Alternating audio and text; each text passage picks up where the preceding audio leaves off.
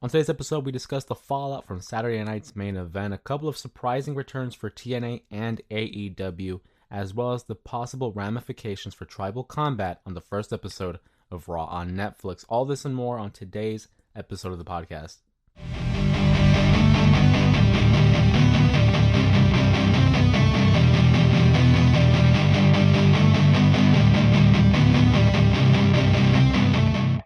What is going on, members of the J Area, professional wrestling fans all alike? Welcome to another episode, of course, to the podcast. My name is Jose Ramos Jr., and a lot of fallout here in terms of what happened on Saturday night. It was the first edition of Saturday night's main event in quite some time, 16 years to be exact. And although for the predictions for Saturday night's main event may have kind of had high expectations, overall I thought the show was pretty damn good. I think it set the benchmark for what we could see moving forward on Saturday night's main event, and I understand that they didn't want to do too much because we do have another Saturday night's main event coming up in late January, San Antonio, Texas, so maybe that show will find a way to kind of get put over the top when it comes to this first one. We saw the return of the Winged Eagle Championship. Of course, I'm a big fan of that title, as you see, always in the background of my videos here on the channel. But let's start there. Cody Rhodes versus Kevin Owens for the WWE Championship. A feud that has really intensified in recent weeks. We knew that because of the matchup at Bash in Berlin, Kevin Owens and Cody Rhodes were going to be destined to having a long-term feud. You can't just have a one-off with those guys. It was first built on respect. But the very first instant that Kevin Owens had his reservations about Roman Reigns, this let us know that this was going to be for the long run. Cody Rhodes is the WWE champion. Upon a returning Roman Reigns, it was discussed that maybe we give the title opportunity to Kevin or Roman Reigns, and Kevin Owens was hesitant to receive this title opportunity. He didn't feel like he earned it. And Nick Aldis mentions the name Roman Reigns, and that immediately set Kevin Owens off. He said the man just lost the title. He was on top for 4 years, and we're just going to let him waltz back in. At that moment, I think a lot of us could agree that Kevin Owens solidified himself as the one character on WWE TV who consistently keeps up with their own product. Kevin Owens understands the assignment. Roman Reigns is the enemy. He has been the enemy for quite some time, especially in the eyes of Kevin Owens. So from there, it evolved. It became a friendly competition between Kevin Owens and Cody Rhodes, to the point where we saw the two do battle in Berlin. Cody Rhodes kind of gets a little limp in his leg there, and Kevin Owens has the opportunity to pull the trigger, but he doesn't because Cody is his friend, and he doesn't want to win using underhanded tactics the way he would in the past. And Cody Rhodes takes advantage of this. He wins the matchup successfully, retains the WWE title. He moves on and eventually teams up with Roman Reigns at Bad Blood, and this is where the story flips. Kevin Owens and so many other baby faces, guys like Kevin, Sammy, LA Knight, Jey Uso, all were involved at WrestleMania 40 in some fashion, helping pave the way for Cody Rhodes to win this championship and to end the 1,300 day plus title reign that was Roman Reigns. So for him, it does feel like a slap in the face for Cody Rhodes to do this to him, to do this to everyone, essentially, because Kevin Owens is the kind of heel who feels justified. He believes he's in the right, and Cody's in the wrong. Everyone is the hero of their story, and certainly in Kevin Owens' case, he is not the bad guy. So we come to Saturday night's main event, the huge main event, the big match feel to Cody versus Kevin. The pomp and circumstance that is Cody Rhodes. He comes out, obviously, with the crowd singing along his theme song. We have Pyro, and we have the beautiful Winged Eagle title around the waist of the American Nightmare. And Kevin Owens, I think, immediately is seething inside, because he's brought it up time and time again, how he's the golden boy, how the WWE treats Cody Rhodes a little bit differently than the other members of the roster. Now, granted, he is the number one face in the company. He is the WWE champion, so I guess there's a little bit of leeway here when it comes to the treatment of the American Nightmare. But Kevin Owens and Cody Rhodes have a competitive matchup. They have a good match, a solid match. Part of me thought, what if they gave Kevin Owens the over here and we crown a new WWE champion? Because for some time, I just could not imagine Cody Rhodes losing the championship, especially ahead of WrestleMania 41, where I think the collision course that we're on here is The Rock. It's been hinted since the build-up of WrestleMania 40. I can't see them not pulling the trigger on that, and if it's not The Rock, I think Randy Orton is a big possibility. But Kevin Owens here has made quite the argument to be the guy to defeat Cody Rhodes. Now, upon the announcement of them bringing back the WWE Championship from the New Generation and the Golden Era, I thought, well, they're not going to do that just to have him lose, are they? And they didn't. Cody Rhodes wins. He defeats Kevin Owens by doing the one thing that Kevin Owens was unable to do, and that's pull the trigger. Kevin Owens, mid-match, has a moment where he wins because the referee is taken out. 2 referees were actually taken out. And Kevin Owens gets the phantom call. He gets the 3 count, but by the crowd. No referee in the vicinity of the ring to count to 3. So the argument is Kevin Owens could have been the WWE champion had the ref not gone down. But out of frustration, Kevin Owens retrieves a steel chair, introduces it into the matchup in hopes of defeating Cody Rhodes. But it goes haywire. It doesn't go his way.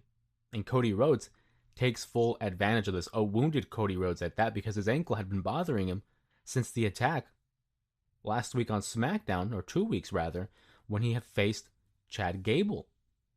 Jesse the Body Ventura made it quite evident on commentary that ankle was still bothering him, and although Cody is a fighting champion, it's very difficult to do so with on one leg.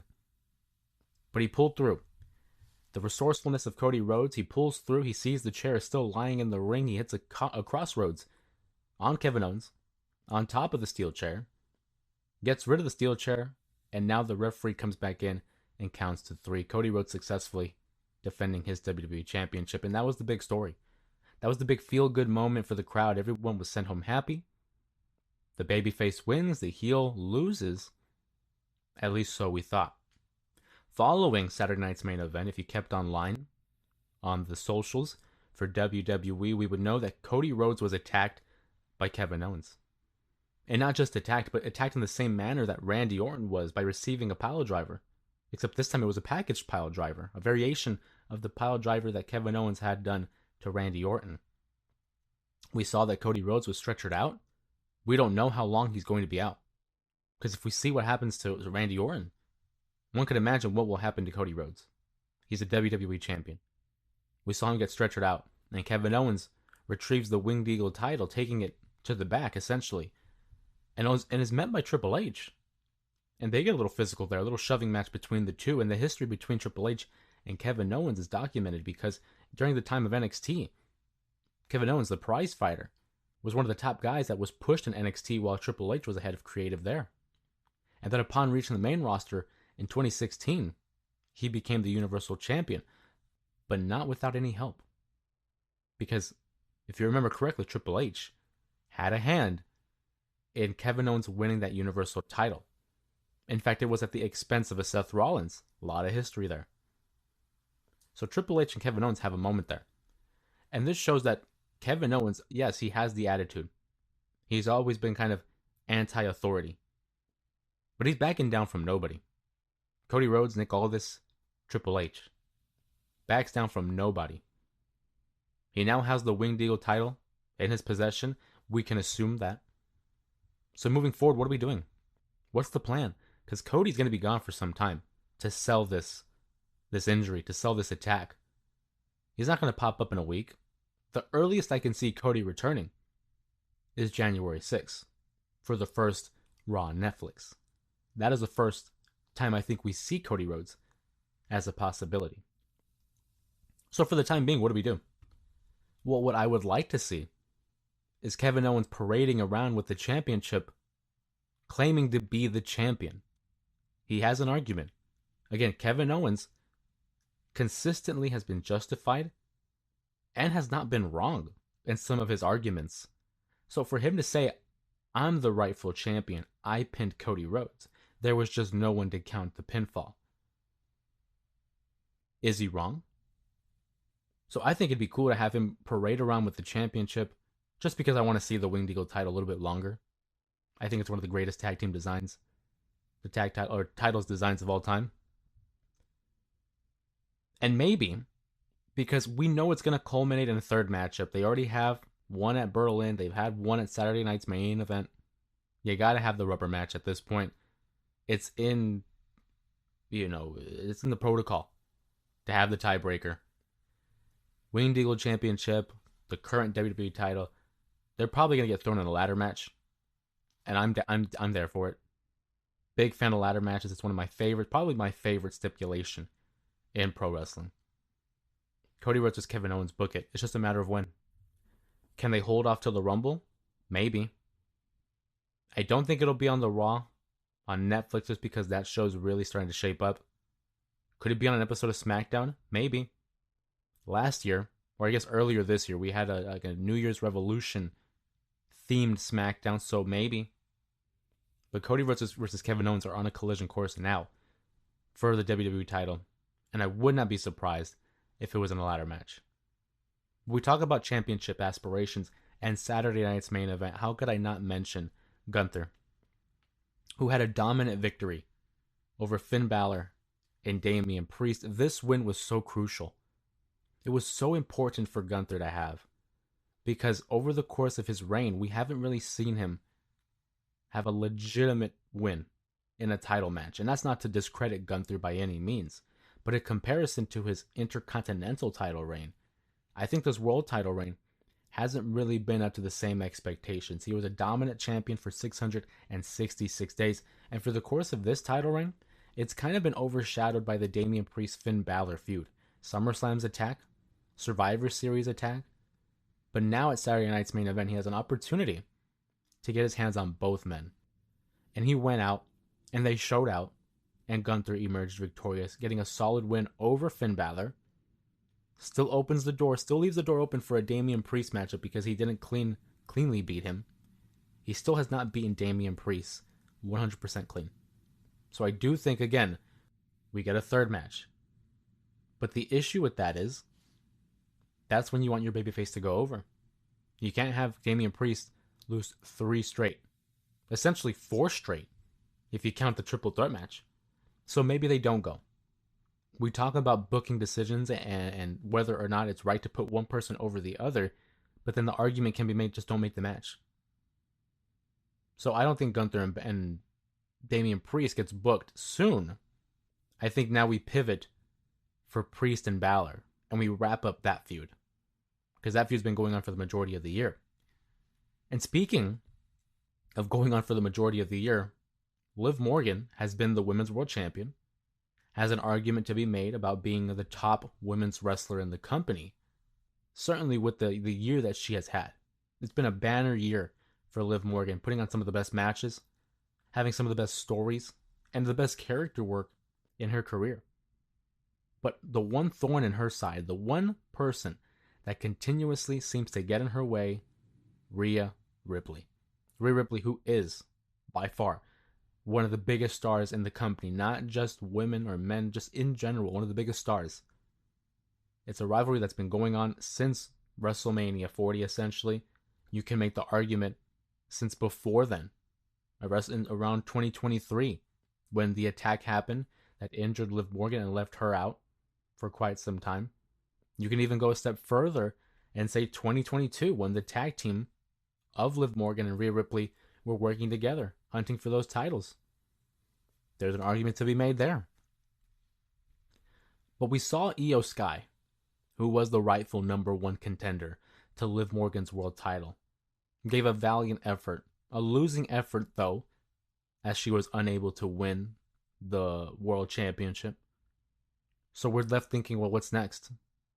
And of course the answer arrived in short order, because Rhea Ripley would emerge from the back following the world championship and had a standoff with Liv Morgan. So it's very clear. The feud is not over. The feud is still going. We've had matches at SummerSlam. We've seen them in tag team matches at Bash in Berlin.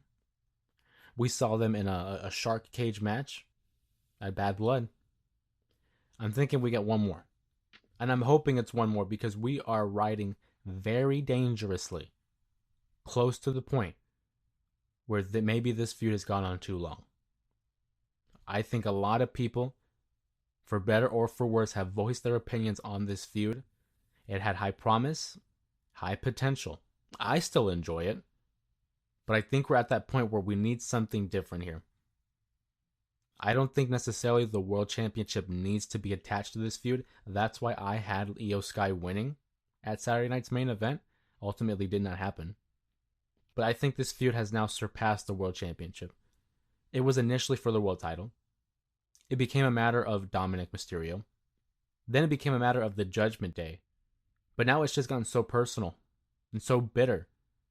I don't think the title necessarily needs to be a part of it.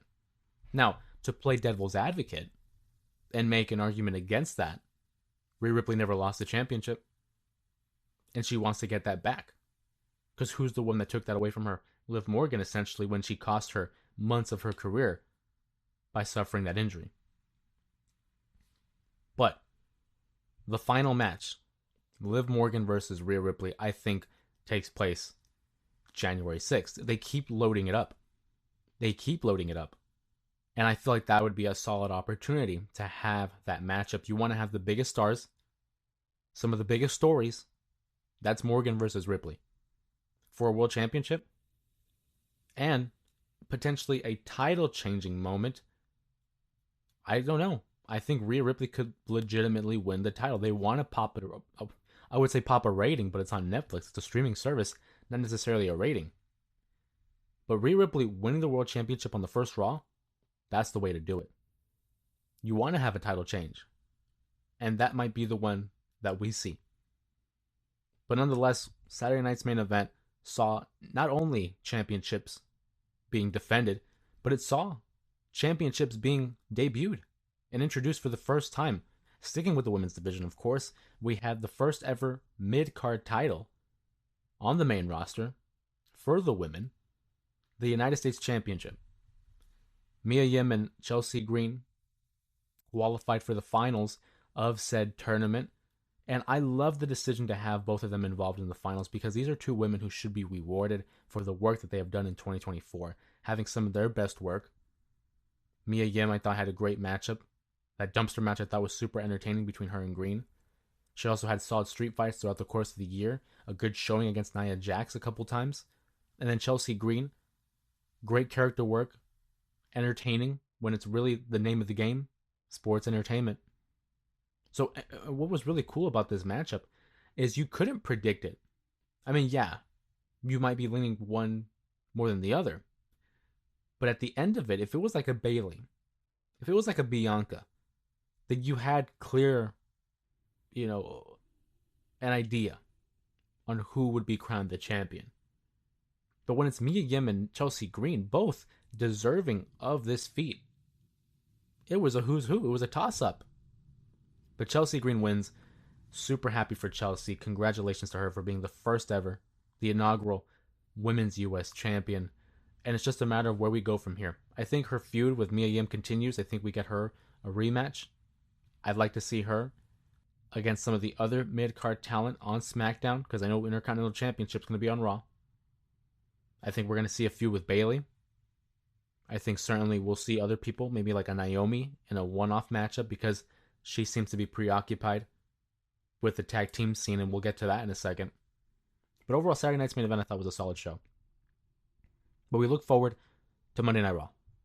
Later today, Monday Night Raw, of course, we will see the fallout of the New Day. The New Day who recently turned heel and last week had a solid segment, even though they didn't get to say that much. Who would have thought that the New Day would suffer such boos from the crowd? I mean, I haven't seen the New Day, Kofi Kingston specifically, been booed like that ever. Solid heat magnets. We're talking Dominic Mysterio level heat to where the audience didn't even let them speak. They got a couple of words off here and there, but they weren't even to really cut a promo. They dropped the mics and they walked out. I think this was a great decision by the WWE. I was in the camp that did not want to see the New Day break up. I wasn't ready for it. I didn't like the idea of it because I thought it was very dangerous to see what would happen in terms of the mid card. I didn't want Xavier or Kofi to get lost in the shuffle because there's just so much talent in the WWE right now. So at this moment, I didn't think it was a good idea to break them up. And they didn't. Rather, they basically just kicked Big E to the curb. And now we're rocking with Kofi and Xavier as heels. I do expect them to change the name fairly soon. I don't think they keep the New Day moniker very long. They want to distance themselves from that point in their career. And it's a matter of who they're going to feud with first. Could it be the LWO? There's history there. Because that's really where it started. Could it be? I don't know. Who could it be? A lot of possibilities. Monday Night Raw shaping up to be quite the show, though. We talk about the New Day. How about another heel group? The Final Testament. I'll tell you right now, when Karrion Kross first returned under the Triple H regime, I had high hopes of seeing the Karrion Kross that we saw in NXT, who was the champion for quite some time. And he hasn't reached that level just yet, a couple years in already. But this work that he's doing with the Final Testament and the White Six, I think has been solid. I'm very much into the supernatural gimmick. The presentation between the two is, for me, entertaining at least. But when we saw the 8-person tag team matchup last week, I genuinely thought that the White Six were going to get that win, but they have Karrion Kross and company emerge victorious, which I think is great for Karrion Kross. It gives him a level of momentum, a solid win over a babyface group like Uncle Howdy and the White Six. You want to have that level of credibility and just that presence of mind that, okay, Karrion Kross can be a threat. Because to this point, I don't think he has won a feud yet in the WWE. But to get that win in that match goes a long way. Some people are not happy with the direction that they've taken with the Wyatt Six. I say give it time. Because we're going to have a rematch. More likely a one-on-one contest between Howdy and Karrion Kross. So give it time. But the Final Testament, big ups to them on a great showing in that matchup. And I'm invested in this storyline now. And hopefully we can do something moving forward with the Final Testament, as well as the White Six, of course. Moving on, we talk about Raw, and we talk about SmackDown. Let's meet in the middle, because we have a SmackDown storyline that will have a match on Raw. It was announced last Friday night that Tribal Combat will take place on the Raw on Netflix, a phrase that we've been throwing out a lot lately. Tribal Combat between Solo Sikoa and Roman Reigns for the rights to be considered the Tribal Chief. This is a long time coming. It's been a couple of years in the making when Roman Reigns made it apparent that he was training Solo Sikoa to take his rightful place as the Tribal Chief. It's what led to the downfall of that OG bloodline. We saw this year, following WrestleMania 40, Solo Sikoa ascend to the role of Tribal Chief in the absence of Roman Reigns, and now it all comes to a head in a matchup that we've only seen once, really, between Jay and Roman at SummerSlam 2023. I'm thinking there's going to be a lot of shenanigans here. Now, technically, historically, Tribal Combat is supposed to be a matchup where there's no interference. There's no influence from anyone outside. It's one-on-one, but we saw that Jimmy Uso had gotten involved. And I think when it comes to the Bloodline storyline, there will always be interference. How can you not run interference in a Bloodline segment or match? Because it's gang warfare, essentially. You're going to tell me we're not going to see Tama Tonga? We're not going to see Jacob Fatu? I doubt that very much. And you're going to be on Raw. That's probably where we're going to see the return of the Usos or Sami Zayn, who had just gotten beaten by Drew McIntyre at Saturday night's main event. Who will win? That's the question. I think it's fairly apparent. I think Roman goes over. Again, it's the first Raw on Netflix. You want to make a big deal. Roman Reigns, one of the top stars, if not the biggest star in all of professional wrestling, getting a big victory in a brand new arena, the Intuit Arena where the Clippers play, on a new network, if you will. It's on Netflix, not necessarily a network, but on a new streaming service. You want to have these big moments, and I think Roman Reigns wins. And I think that's when we see the return of The Rock, because that's what it's building towards, the return of The Rock, who we last saw at Bad Blood, following the tag team matchup between the Bloodline versus Cody and Roman Reigns. We'll see the return of The Rock. Maybe it'll lead to something down the line. Maybe he will be involved at WrestleMania, even those reports saying that he won't be.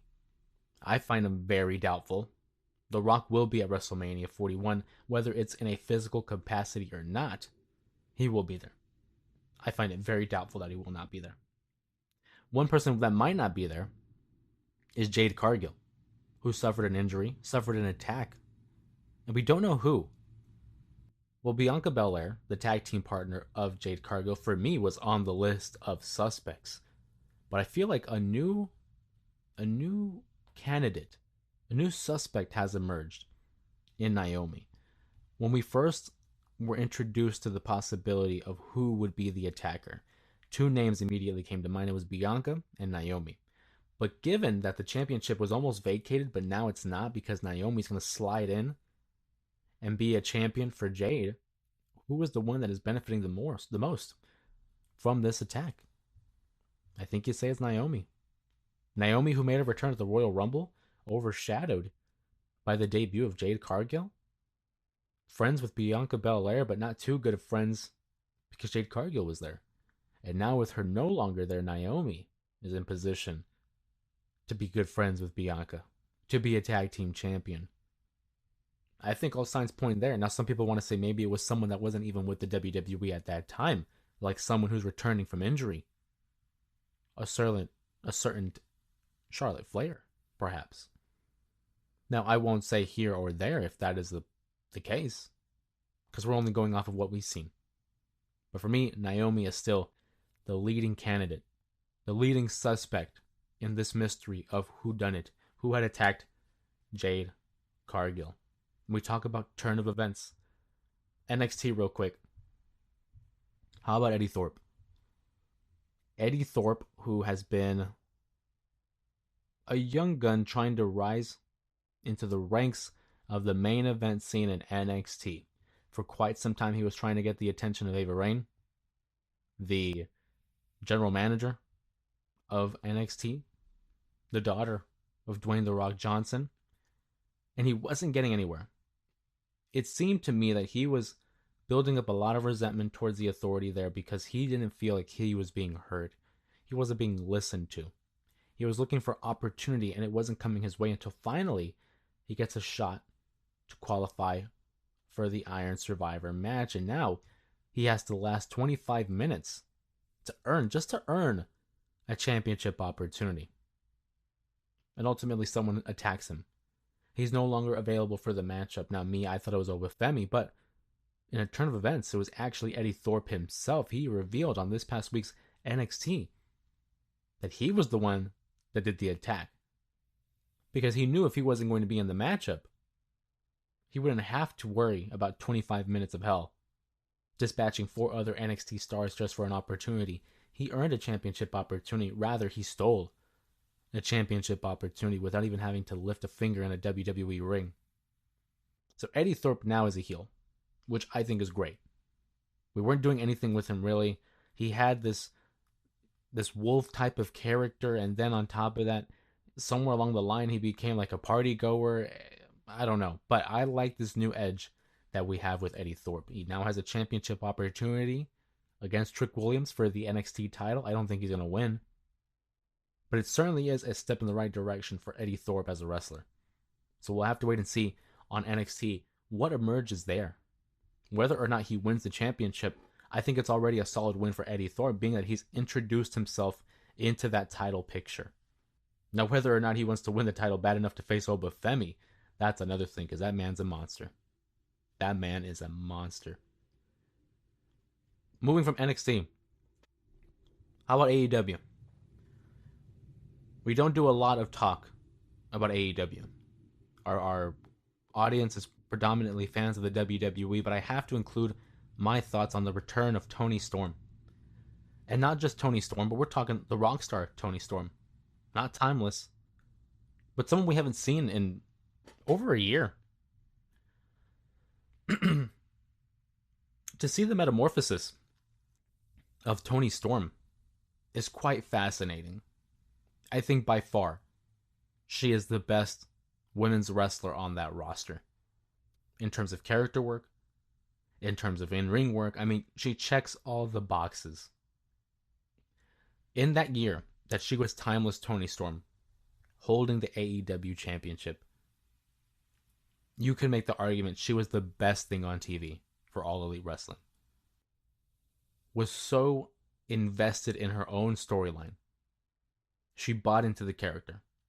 She believed so that we could believe. Her feud with Mariah May, up there for some of the best work in AEW, for some of the best work in wrestling. So who are we to not sit here and think it's all a plan? Toni Storm was the champion for so long, held that championship for so long. Excuse me. For her to return out of nowhere, under the guise of the rock star Toni Storm, some people are saying it's an amnesia gimmick, and that she doesn't remember the last year and a half of what had happened, and that she's no longer Timeless Toni Storm, that was a fever dream, that this is her first stunt with AEW. I think, like other people online, it's not amnesia. It's Timeless Toni Storm playing another role. Timeless Toni Storm is still there. She's only portraying this facade that is the rock star Toni Storm. We recognize her.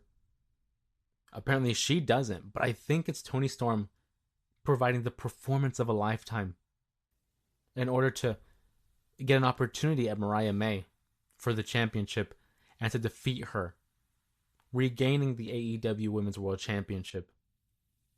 That's what I think is going on. And I think if they pull this off, I think it goes down as one of the best, I mean, you would say twists, but we're already announcing it here. But I think it would definitely go off as one of the best payoffs in recent memory. Give them ample enough time for a matchup. Have the storyline run its course. Now, I don't know how long they're going to let it run. But I would love to see the reveal that it's actually Timeless Toni Storm pulling the strings throughout the whole time. She was an actor, and now pulling off her directorial debut, directing traffic, directing the story, and eventually in hopes of leading her back to championship gold. And our final segment here on the podcast, Championship Gold, is obviously an aspiration for all pro wrestlers, but total nonstop action with a little bit of controversy, and I wanted to share my thoughts on it because it's been quite some time since we've seen this person in a large-scale promotional, in terms of a pro wrestling promotion, I should say. There was a lot of controversy, a lot of discourse involving this person, and it was rumored that she would be returning to TNA. We just didn't know how soon. Tessa Blanchard apparently is back with TNA, and there is an uproar in regards to her return. For those who don't know, Tessa Blanchard, a daughter of Tully Blanchard, a former member of the Brainbusters and the Four Horsemen. One of the all-time greats when it comes to tag team wrestling, Tully Blanchard. His daughter, Tessa Blanchard, High Promise, as a young women's wrestler, was actually featured on the very first All In 2018. Became a TNA superstar, spent some time in NXT, but eventually went to the Indies and joined Total Nonstop Action. Eventually became one of the first, became the first woman to hold the TNA Championship, the TNA World Heavyweight Championship. something China never did. Hold a men's world title. She held the Intercontinental, but never the main title of a large-scale North American promotion. This was in 2020, when the world was on the verge of shutting down, and then it eventually shut down. But amidst all that, there was scrutiny. There was a lot of criticism about Tessa Blanchard being the champion. Did it devalue the title? Did it lessen the TNA World Championship because a woman held it? Those were some arguments being made there. But that's not why the story of Tessa Blanchard is so controversial. Around this time, it was then being revealed that there were allegations of racism and bullying by Tessa Blanchard. That she was not a pleasant person to be around in the locker room, during the backstage. And that's one thing you don't want. You don't want to have this level of tension. You don't want to have this unnecessary stress. And apparently, not only was Tessa Blanchard the source of this, but one, it's never okay to promote hate. So whether these allegations are true or not, if you choose to believe them, I've always said, where there's smoke, there is fire. We are not going to be throwing out such heinous accusations without at least a little bit of validity. But nonetheless, Tessa Blanchard is back in TNA. A lot of vitriol, a lot of backlash. There's a lot of professional wrestlers out there who are stunned that she is back in TNA. And the feud that she's involved with is someone that knows her very well. They've had a history. Jordynne Grace, the Juggernaut, former TNA Women's Champion, Knockout Champion. And reports are saying that Jordynne Grace does not want to do business with her, does not want to work with her. Can you blame her? But Jordynne Grace is a professional. I can't see Jordynne Grace making too much noise when it comes to, politicking in professional wrestling. Apparently, she doesn't want to work with Tessa Blanchard, but they're moving forward with that story. And I think Tessa Blanchard is going to go over in this feud. Because I'm quite certain that, if reports are to be true, Jordynne Grace is leaving. And why wouldn't she join NXT? Already has a working relationship with them. Already has a presence there. Has established herself as a top star in all of pro wrestling. So wherever she goes, it's going to work. But I can't see her staying long if they're going to have Tessa Blanchard there. For better or for worse, it was TNA's option to bring her back. And it was one thing to bring her back, but it's another thing to acknowledge what's going on. I don't think Blanchard has released a statement since the allegations. Maybe it would not have worked, but maybe it would have alleviated a little bit of the stress under the circumstance to at least acknowledge it. But she has not assumed any responsibility, still maintaining her innocence.